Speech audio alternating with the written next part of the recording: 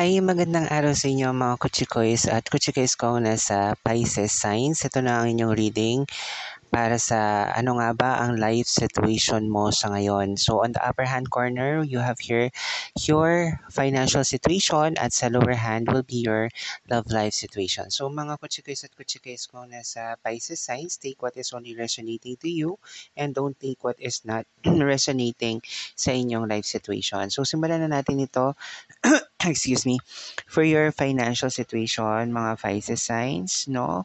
I'm seeing here, you have here Four of Cups, the Hierophant, and also the Justice card sa upper hand niyo for your financial situation.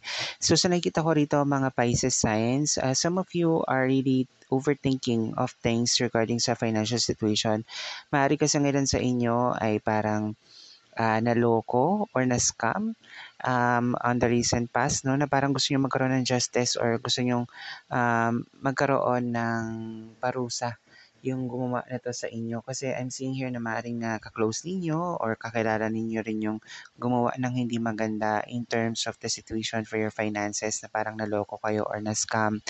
So, ang gawin nyo lang dito mga kutsikoys at kutsikoys kong Pisces signs, if you need to file a case, you can do so as long as you are able to go to the nearest na lawyer or maaring dun sa, anong tawag dito?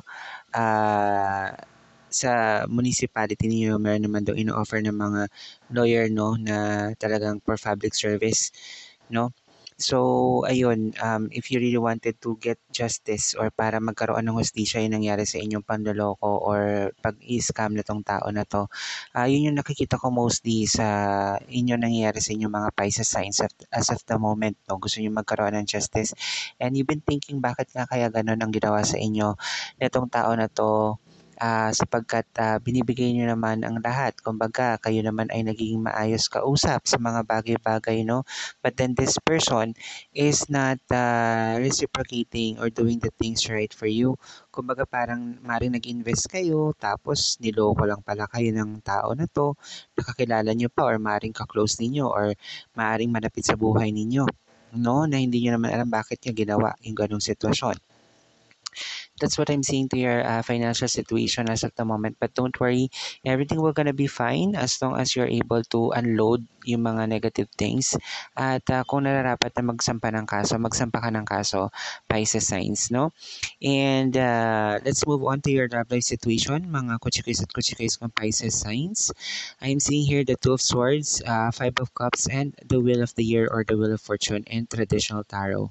So sa nakikita ko, some of you Pisces signs are having this kind of thoughts or heart and mind disagreement as of the moment regarding sa love life situation ninyo kasi parang nabulagan kayo or nagbingi-bingihan kayo from the past regarding sa situation mo on your love life na parang on this kind of situation, hindi mo na matake yung ginagawa sa inyo ng partner mo and some of you are just only parang focusing lang or nakafocus doon sa problema at doon kayo nahihirapan na parang ano nga bang solusyon ang gagawin ko? Ano bang dapat kong gawin with my partner na parang hindi na kami nagmo-move forward, wala nang mga bagay na dapat pang parang patunguhan, no?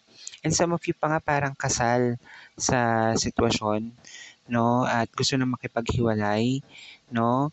And there's a lot of cycles and patterns kasi regarding sa situation ninyo ng love life mo with your partner na parang paulit-ulit na lang napapagod at nagsasawa ka na rin sa ganitong sitwasyon.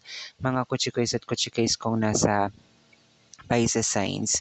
So what you need to do is use your intuition kung ano nga ba yung dapat gawin at tamang piliin regarding sa situation ninyo. Huwag kayong mag-focus dun sa problem. Mag-focus kayo sa kung ano yung magiging solusyon na dapat ninyong gawin. Kasi nakikita ko rin some of you, mga kutsikays at kutsikays kung nasa Pisces signs, ay most of you, no, or some of you din, ay talaga nakakaranas sa parang paulit-ulit na yung problema and all at the same time kahit kausapin nyo ng kausapin ng maayos at malumanay, ang inyong partner ay parang tinatalikuran lang kayo or nagwo-walk out or sabihin natin hindi pinapakinggan yung mga bagay na dapat pakinggan sa inyong sitwasyon.